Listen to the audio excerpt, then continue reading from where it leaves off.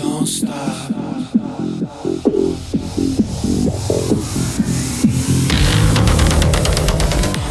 Hi, thanks for joining me. If you did not realize the reason why my show is called Everything and Anything, I'm going to tell you why. Because I love to interview and talk about any subject that I like to talk about.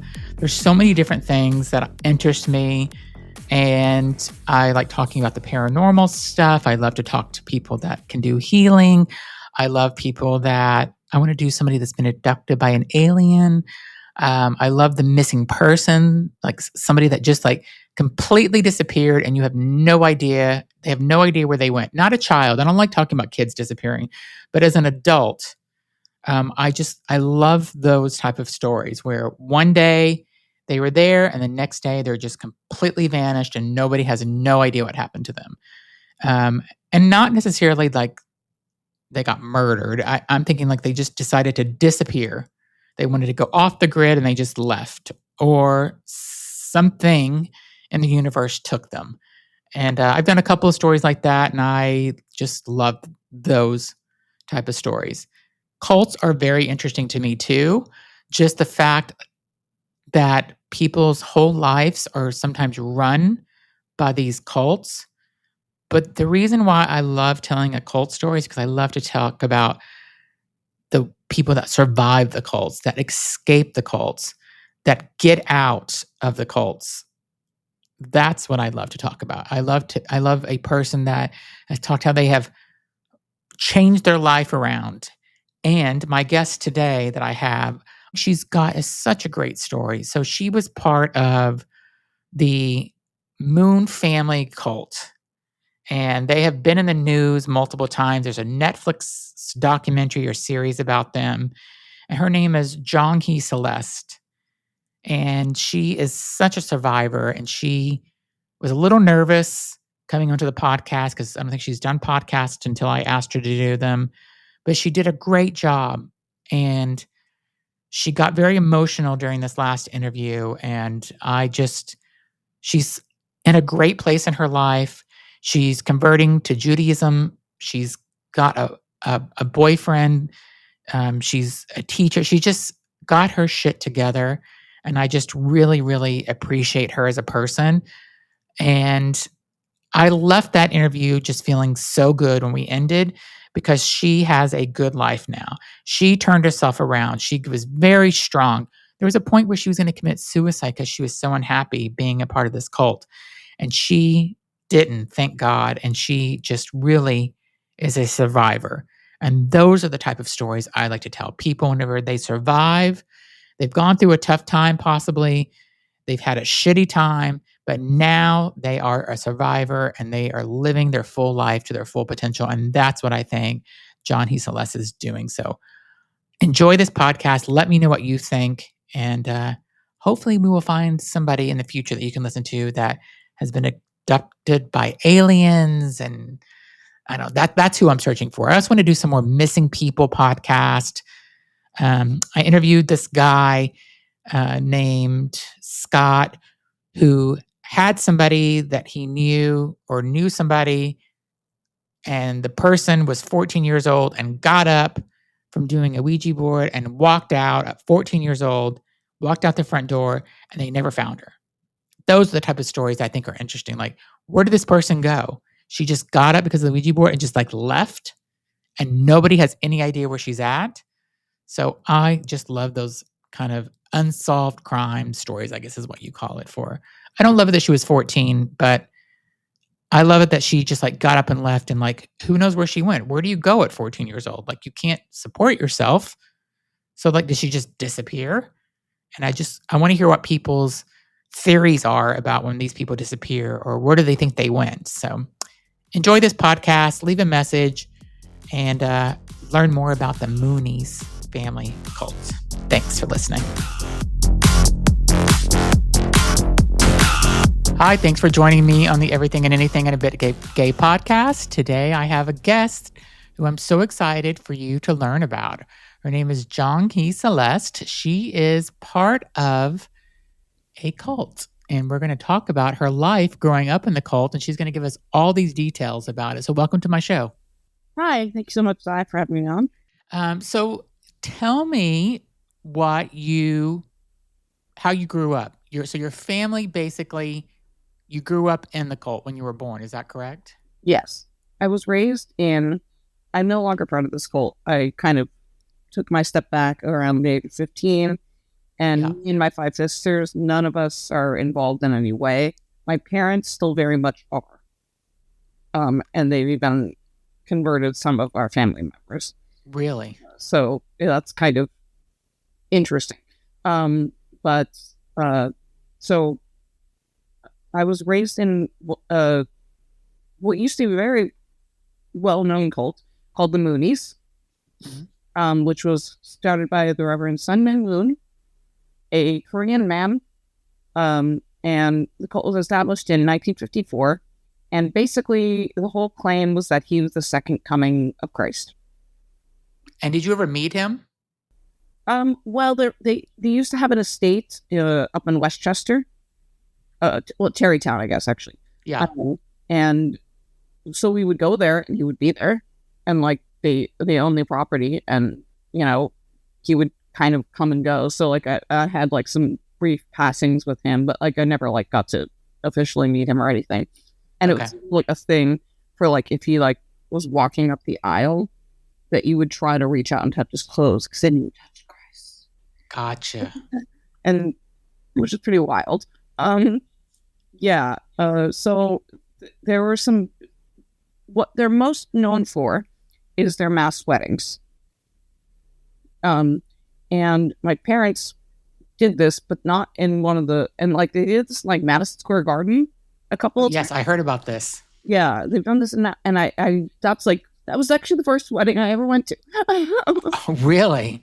And how many thousands of people were there? It was very packed, right? Well, yeah, because it would be like thousands of couples at a time, like hundreds of thousands of couples at a time. And the way that he would do it is that he would just like point at 2 people and say, you and you. Oh, so you wouldn't go there knowing who you're marrying. He would pick somebody for you that day. My parents knew each other for a couple of hours. Wow. So before deciding they had to say yes. And do they have a choice to say yes or no?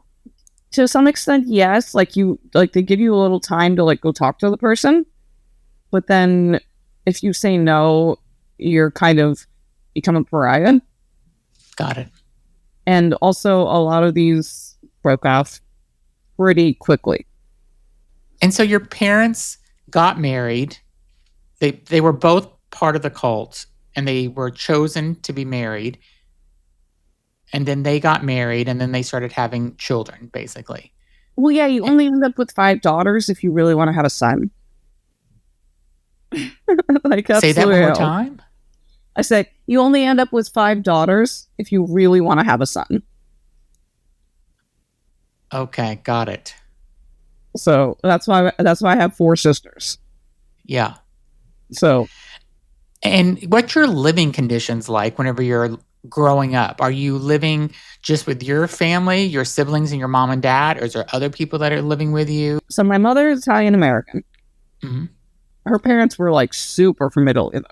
So like she grew up with that immigrant experience. Yes. And my dad came here in the early 80s from Peru. From Peru. Like that was another thing about the whole matching situation is that like everyone would specifically try to match people from different cultures. Okay. The whole thing was like supposed to be about like, creating interracial, international harmony. Okay. That was like, what he claimed, let's say that. So my dad made sure that we had a house, like a nice house, even if it wasn't in the best place in the world. But it was because Queens, New York is the greatest place in the world. So, yeah. So growing up, we basically always had someone staying with us from the cult. Okay. People living with us for long term, people like crashing here for a couple months, like, doing whatever we could for anyone who was associated with it. It was kind of like a commune experience in a little bit of a way. Yeah, that's what it sounds like. Yeah. And did your mom and dad have regular jobs where they were One earning of money? and my dad was a computer scientist, so but he did work for the cult for a lot of my childhood. Okay. And is this a cult where they're wanting most of your money as you come into the cult, where they're trying to take everything that you have, basically? Yeah, yeah, yeah. They sucked you dry. Wow. So you grow up with this cult. Do you know that you're different from other kids? Like, are you going to a public school? Are you being taught at home? Like, how are you being educated as you're growing up? Well, considering that my mother was a school teacher, she was very adamant about the fact that we go to public school. Hmm. We did go to Catholic school for a little while, which actually made her more uncomfortable. And so actually, I had kind of three parents because I had my mother, my father, and then my aunt, who was not biologically my aunt, but was my father's spiritual mother, meaning Mhm. she's the one who brought him into the cult. And all three of them were raised Catholic. Okay. So the three of them kind of negotiated on like how to raise us. And she lived with us until her death a couple of years ago. And they didn't like our environment in Catholic school. They very much didn't. So they sent us to public school, and they wanted us to adapt as much as possible. Everyone could tell something was off with me. Hmm. And that was kind of that was very isolating. Yeah. Were you bullied or anything by kids? 'Cause kids are so mean, I think. So, or were they just, Over my name alone, you don't think I was bullied? yeah. I mean, kids are so mean, I think. So that's why I'm not surprised. Now I'm a teacher, and so I know how mean kids are. Yeah. And but yeah, over my name alone, that was enough. And it was also weird that like I like to watch old movies. It was weird that I like to read. It was weird that I, did whatever, and anything I did, everyone's like, she's weird. We don't like her.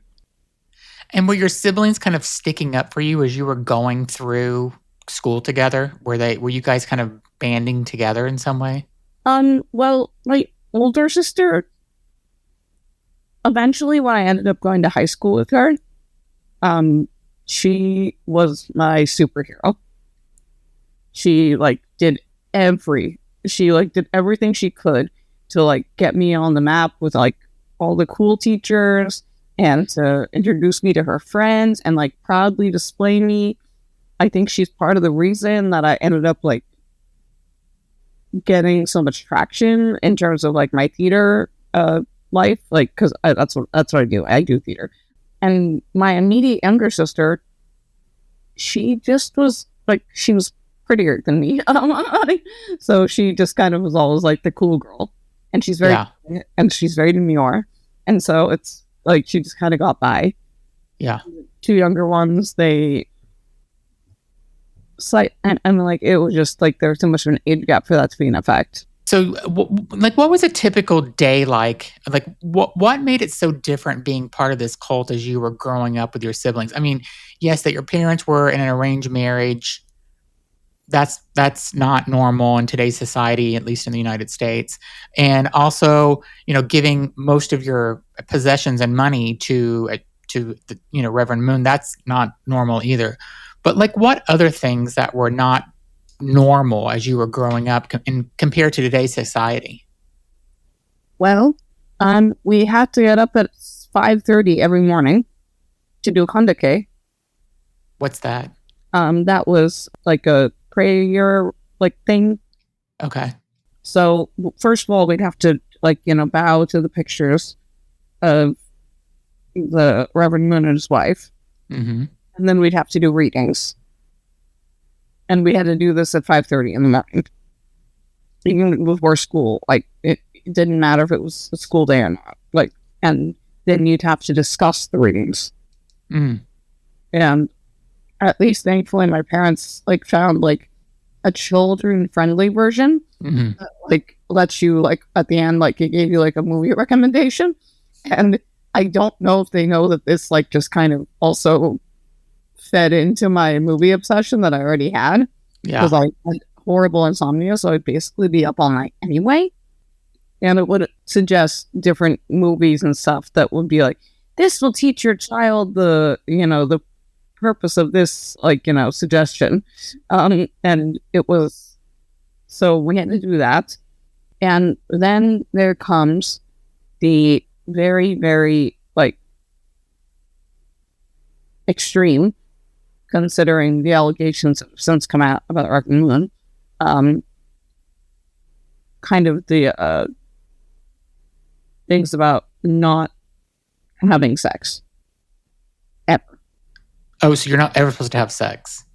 You're not supposed to have sex before marriage, and before marriage, in a really extreme way.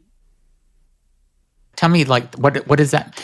Like, what happens if you have, you have a boyfriend and you're 17 years old and you have sex with them? That would be. Have a boyfriend. There's no boyfriend. No, you can't have a boyfriend. You need to wait for the matching. And at what age do they usually try to match you at? Like 17, 18. Okay. Like, they try to do it as young as possible. I get why they do that to some extent, because I think that they're being realistic in terms of, like, how long can we do this? How long can we go on like this? Yeah. But they make you feel guilty for ever having any curiosity about the opposite sex. Really? Yes. And so I kind of started to block it out at a certain point. Yeah. But your hormones are going when you're a teenager and stuff, and you're feeling certain ways, and you're curious about girls or boys. You know what I'm saying? Like how do you control that as a teenager? It must be very difficult to pretend it's not happening. Well, no, like, I tried to turn it off when I was like 10, 11. Yeah. Because that's not sure if I'm allowed to say this here, but you can say whatever you want. That's why I started masturbating. Okay. But then, like, around the age of 15 is when I kind of had my complete, like, yeah, with the cult, because I had a very bad experience. Okay. So what had happened is that, so rather than, like, like, horny summer camp or whatever, during spring break one year, and this would happen, like, several times a year, they did, like, we called it a retreat, let's just say that. Okay. At the church, like the local church, that we have. And there was this one kid who he liked to make, and he was a pastor's kid. So he was like the classic PK. Mm-hmm. Everyone knows that, right? Like, like the PK is always a dick. Yeah. So we were doing, like, praise time or whatever. And so, like, the youth pastor had put on some music, and they were putting on some song from Tarzan, and we were all, like, praise worshiping or whatever. Yeah. And then he starts, like, overdoing it and, like, and making everyone laugh. And I lost it. I completely lost it. I was going to kill this kid. Like, and my sister had to physically drag me out of the room. So something just snapped in you. Yeah. And then my parents came to pick us up because they said, like, oh, Jonghee had an episode of some kind. So, like, can you come and get her? But we were supposed to drive up to Terrytown to Reverend Moon's estate, so that we could go to this specific spot called the Prayer Rock. And I, like, turned to one of my friends there, and I just said, should I come or not? And she's like, come if you want. And, like, so I went. And I went there. And I prayed. And I didn't talk to anyone on the way up there. I prayed and I prayed and I prayed. And I realized I heard nothing. So you had a breakthrough that day. Yeah. And so I just sat there at this rock and realized that there was nothing. Yeah. Years later, I realized that it actually didn't mean that I didn't believe in God. It's just that I didn't believe in bullshit. Yeah. Yeah. And because to this day, I believe in God and I believe that God believes in Claude, and that's me. Yeah. Yeah. And we'll be right back. Okay, now back to the show. And, how were did your siblings ever have kind of that breakthrough like you did as well, where they're like, wow, this is all bullshit. Like, what are we doing? Like, this is not how someone lives. Well, I mean, my older sister converted to Judaism, which I'm in the process of doing now. My immediately younger sister converted to Islam. And my two youngest sisters are just being Gen Zs. Yeah. They're just being Gen Zs and pretending that they're non-binary and shit like that. Yeah. Yeah. So it's like all of us came to it in our own way, I suppose. But so sometimes people think that my name is made up. That I'm just trying to cosplay Asian or something. And it's first of all, no, that's my name. That's my given name. And I did come to accept it. There was times when I was younger when I did want to change it. But it's who you are, though. Yeah. Well, it's you can't take my name from me. Yeah. And also, that's the biggest takeaway that I have from growing up in this cult is that you don't get to take God from me. And so that's a very liberating thing to feel. Yeah. And whenever you turned 15 and you just kind of knew this wasn't for you anymore. You're like, this is not where I belong. And so how did you approach your parents with that? Didn't you have part of your story where you had to go out and do certain things at a certain age, where you had to go out to the public and try to collect money or something? Yes. So that became the uncomfortable part because honestly, after that revelation, I went super hard on the cult. In terms of just taking it, and just taking it. And then, so I'm something called the second generation. Okay. Which means I'm completely free of original sin. So you're welcome for that. No, really, they think that that's the whole thing, and it's a tradition in general for people to take off a year between high school and college, a mission, kind of like a Mormon, yeah. And I refuse to do it. And do they pick where you're going to go to do this year, or you can go wherever you want? You can go wherever you want, and also most if you're a Mooney kid, you know that this is coming, and so you look up where can I go? Because they have programs in Europe, they have programs in South America, they have programs in Asia. They you can pick. But it is what you're expected to do. So when I told my parents I was absolutely not going to do it, 4th of July, 2010, I'm standing with my father because my father absolutely has to see the fireworks in person. Okay. I'm standing with my father, and I was the only one who wanted to go with him. And he says, I said something about something happening 3 days from now. He's like, "Oh, you won't be here."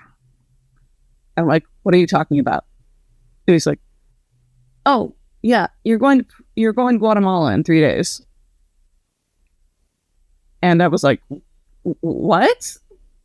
He's like, "Yeah, because you won't do your mission for a year. At least you can do it for a couple of months." And yeah, and so they shipped me off to Guatemala, and I almost killed myself. And what were you supposed to do while you were in Guatemala? Well, they thought it would be a good fit because it was for a school. Okay. And I was like, I went there and there were a bunch of other like Europeans who had gotten roped in somehow. Mm-hmm. But all they wanted to do was like drink and smoke and whatever. And also they like, when I was actually physically there, they put me in a shack because they ran out of rooms. Oh my goodness. So they put me in a shack that was full of bugs. Like I used to just put the covers over my head and just tell myself the game would be, do I even want to know? Yeah. That's horrible. And I didn't stay the full 6 weeks because like the whole thing is that you're supposed to do a 40-day mission at least. So I was supposed to stay there 40 days because of Jesus. And after 3 weeks, I told my parents, I'm going to spend the last bit of my money. I'm coming home right now. Because if I stay here a second longer, I will kill myself. And I left. And did your parents let you come back home? They did, but they didn't talk to me for a week. Yeah. And they didn't let me eat for a week. Oh, really? As a punishment for coming home? Yeah, because I didn't want to kill myself. I mean, did they let you talk to a doctor or let you go talk to a psychologist or anything? Real, because they don't think that's real. Really?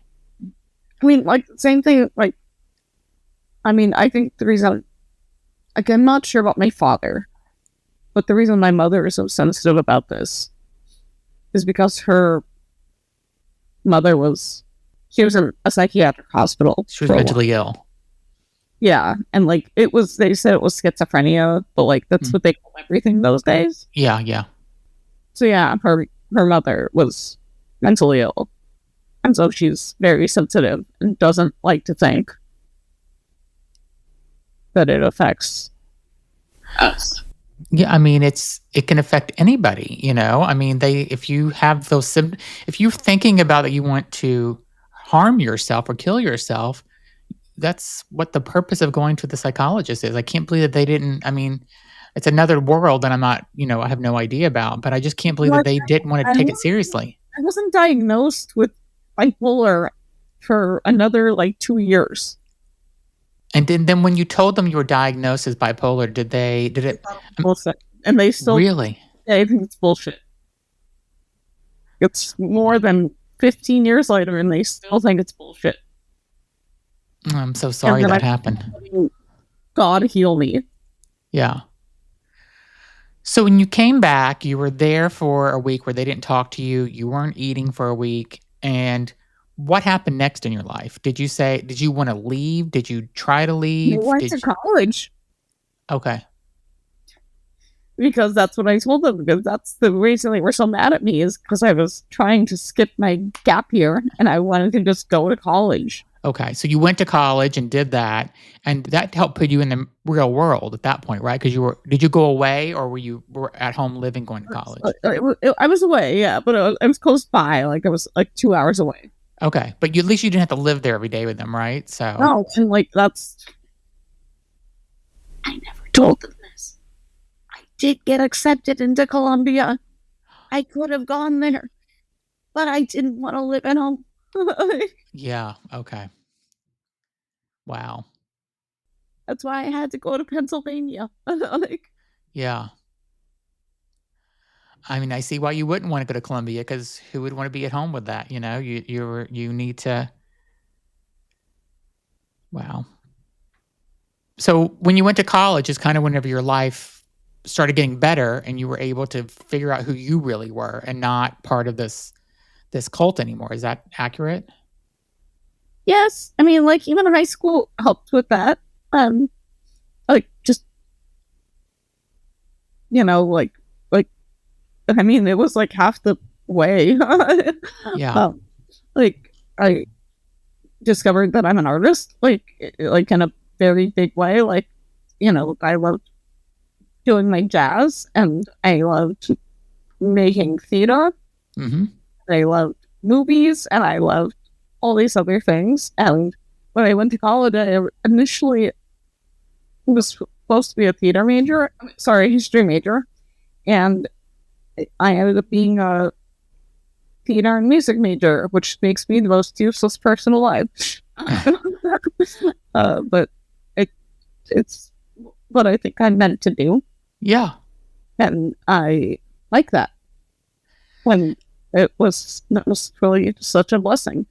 And I graduated and with almost no debt. Wow. Congratulations. That's an accomplishment right there. They had like the best aid program in the country. And so and then anything I didn't have, my aunt, the one who is not really my aunt, but she's my dad's spiritual mother, paid off anything else. So wow. Amazing. I'm good. I know a lot of people at my age are still paying off their debt. So I know people at my age that are still paying off their debt. So yes, it's something that could haunt you for a very long time. So you're very lucky. Yeah, that's a really special thing, and I'm extremely grateful for that. And people judged me. I'm sorry, in college and the cult, you're saying? In both. Because I kind of stopped talking to anyone in the cult. Yeah. At a certain point. Even though some of my sisters are still in touch with them. And, for example, the ones that are still in touch with my younger sisters, now they're all just, gay and slutty. I don't know how the way to put it, but you know what I mean. Right? Yeah. They're all just being gay and slutty. Okay. And, which is fine. You're a little overcorrecting, I feel. Because some of you, I feel like, are not actually gay. Yeah. So they're just trying to figure out who they are and picking something that's extreme. Yeah. Yeah. There's the ones who are still kind of in. And that's what I really don't get. So was there sexual abuse? Were they abusing kids sexually or each other sexually during this? Yes. It never happened to us, but I know many people that it happened to. Yeah. And did your parents protect you from that, or? Yeah. Okay. I'm really grateful for that. That's why I can't really hate them. Yeah.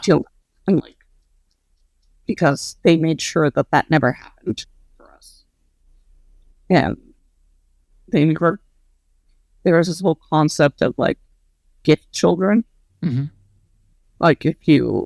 If there was a couple who couldn't have kids, then you would if you had a child, you would just give it. And people would approach my mom all the time about this and try to be like, "Can I have it?" And she was like, "The fuck?" No. Yeah. And my dad was there.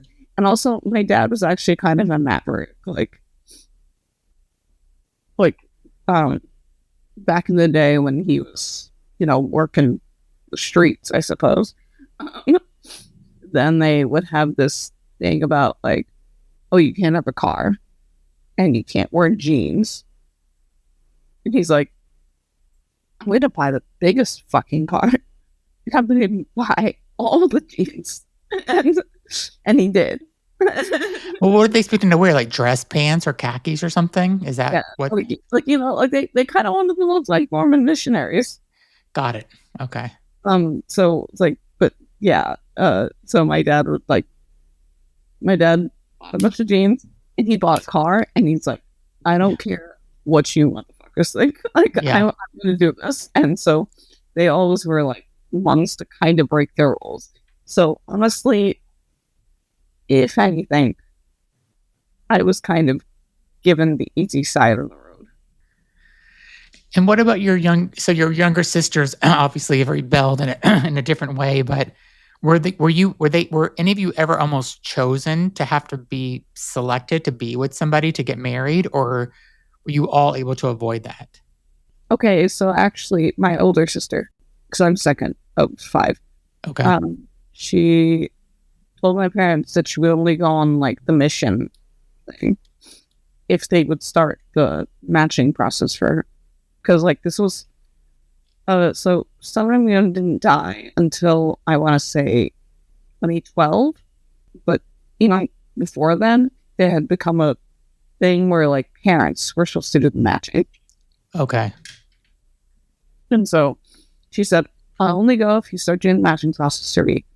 And she actually even met up with a couple of potential spouses. I mean, she didn't like them. And I don't think she was ever really committed to it anyway. I think she kind of just wanted a year-long break. Yeah. Because she was a very academically rigorous person. My fourth sister, Holmse, she was also in the matching process with someone for a while. Another one, actually, my immediately younger sister, she was also in a matching process. Like, pretty much all of them had been in matching processes at some point. Yeah. But they were mostly set up by the parents rather than like the pointing. So he's the Reverend's now, Moon is now dead. So is there somebody still running the organization, his family or something? There has since been a massive schism. And now there's 3 sects. Okay. There's the wife, John. There is the son, Preston. Okay. And there is the mother-in-law who, well, this is exhausting because she's supposed to be like the spiritual embodiment of Reverend Moon's mother. And like, it's a whole thing. And no one really cares about that part. So that's fine. But you might have heard about the gun cult. Yes, I heard there's a huge amount of weapons that they have. So tell me about that. They do. Okay, so one of the evilest parts about the whole Mooney cult is their kind of the ways that they are making their money. And one of those big things has always been munitions. Wow. Anyway, so now they have like this big ass, and they're on the government watch list. Like, this is no joke. Like, this is not a small thing.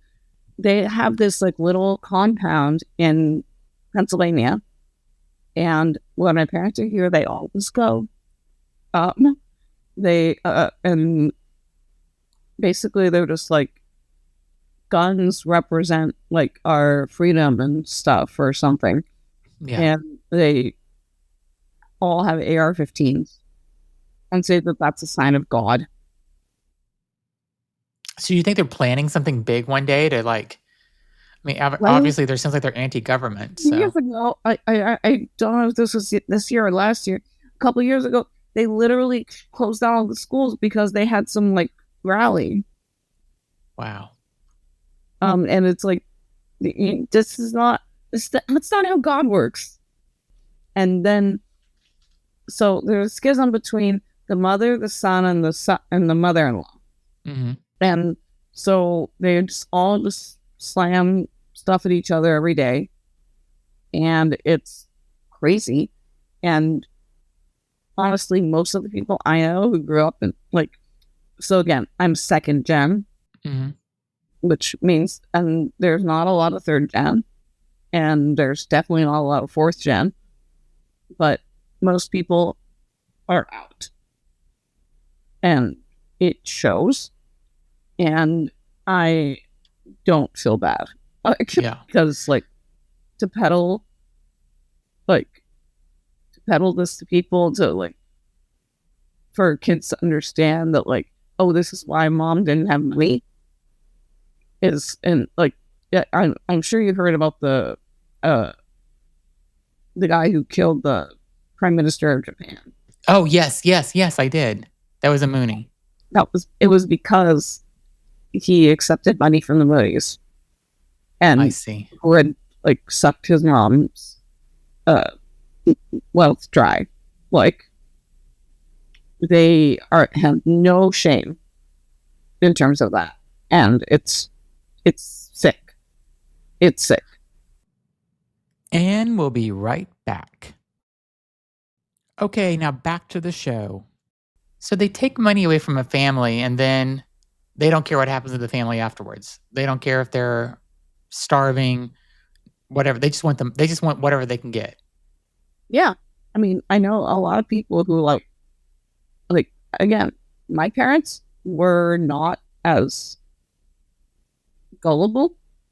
Like they were, I mean, they're gullible enough to believe in it, but they didn't like do crazy things. I know some people who I mean, my mom was in Russia during the August coup, pregnant with me. And on a mission. Yeah. Wow. And they didn't know she was going to get out. And they didn't care if she was going to get out. And when they send someone on a mission, is there a certain amount of money that they expect you to bring back? Oh, yes. Yeah. Wait, hold on. So here's the thing. If you don't make the money that they expect you to make, they don't even pick you up. And what's that amount? Is it a different amount for everybody, or is there an average amount that they expect you to make? I mean, I don't know what it was then, but like now, like if you don't, like my sisters would tell me, because again, I didn't ever really do this. Yeah. If you don't make $500 by the end of the night, you won't get them picked up. A night? Yeah. Wow. It's almost like prostitution in a way. It's labor trafficking. Yeah. They tempt and they feel no shame. And so you do whatever you need to do to get the money. So if you're begging people or doing work for somebody, or my sister told me about this, they would do this thing where they just dropped them off with no product and said, find somewhere to stay tonight. And they would have to just go knocking on doors, begging people to let them stay. And if they couldn't do it, they'd have to sleep on the street. At 17. Yeah. It's just unbelievable to me that somebody's parents would let their kids go through this and have to sleep on the street. And I still can't believe that you came home and after your mission, and they didn't talk to you for a week, which is okay. I can understand they're mad because you didn't follow the rules, but not to give you food for a week, that's insane. That's insanity that they treated you that way. It's such abuse. I mean, they didn't see it as a problem. They saw it as a weakness of spirit. So do you think that eventually this whole thing, I mean, they have this compound in Pennsylvania, but it sounds like people are like now smarter and are not continuing on with it, or they're not getting new members necessarily.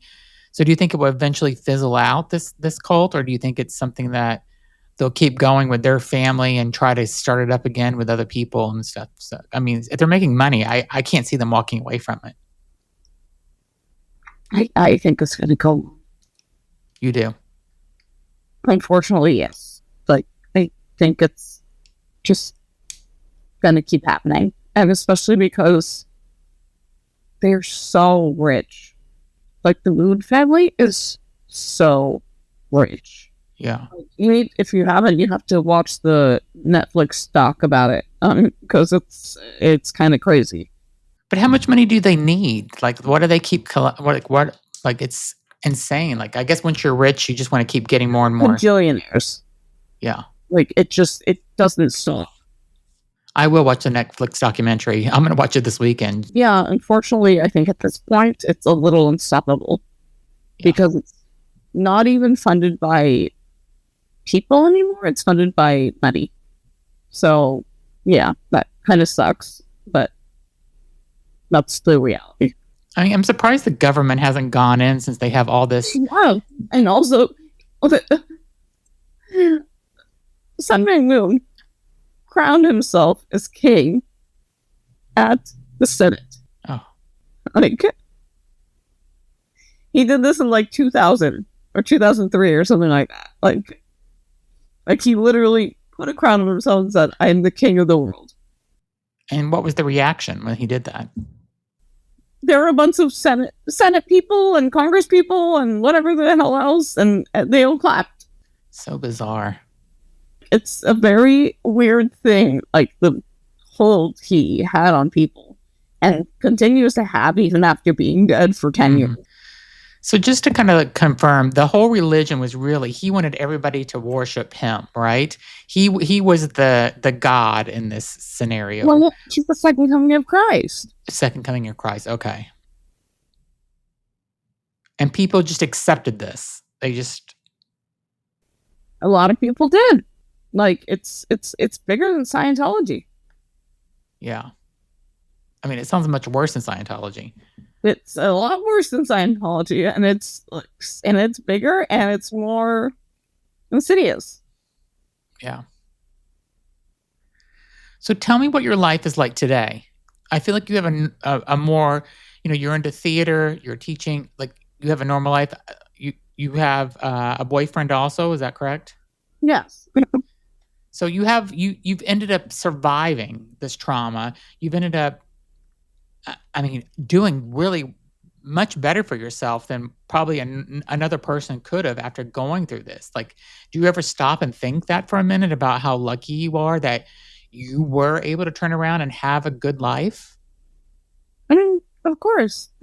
I consider it every day. That, this experiences that I wouldn't have had I just constricted myself. Yeah. To that mindset. There's people I wouldn't have met. Yeah. Things I wouldn't have done. Some things I regret. I don't think that they're because of my upbringing. Yeah. I'm in a way ungrateful. You're a survivor. Like, this has made you strong. I'm grateful. I am grateful, actually. That's, honestly, that's how I put it, because in a weird way, it deepened my relationship with God. Mm-hmm. Because I got to find out that no one gets to ruin that for me. Mm-hmm. Good for you. And that's, cool. Yeah. That's pretty cool. That's pretty fucking cool. That's amazing.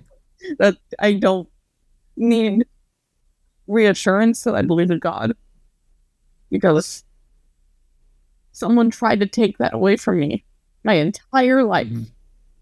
And I got to say no. Yeah. And I still believe. Good for you. And why did you pick Judaism? Is your boyfriend Jewish? Yeah, all my boyfriends have been Jewish. Okay. My husband's Jewish too, so I get it. So I might have a problem. No, my first love was Jewish, and then my husband is Jewish. So I'm with you. I understand where you're coming from. We're on the same page. Well, I think you're a remarkable person. Is there anything you wanted that you didn't say that you'd want to just let people know about the Moonies and just overall? I guess just no. Sometimes just because someone's name is Asian doesn't mean they're Asian. Okay. Yeah. Well, I think you're an incredible person. I think you're such a survivor, and I'm so happy that I got to meet you. And I think you have an inspiring story that you were able to survive all this, that you went to college. I'm really happy for you now. And I'm glad that you have found, that you still believe in the God that you believe. That you're converting to Judaism. I think that's amazing for you. And it sounds like you're living the life that you always wanted to live. And that's so important. And I'm really happy for you now. Thank you. Yeah, you're you're a great interviewer, and this was a wonderful experience. Thank you so much. I'm so glad I got to talk with you. If anybody has any comments, please be sure to leave them in the podcast or send me a DM, and I can put you in touch with her if you want. If you have other questions, but I really, really appreciate you coming on my show. And again, you're a huge inspiration for people. And I think that people are just going to love to hear your story. So thank you again. Thanks everybody for listening. Be sure to leave a comment and subscribe.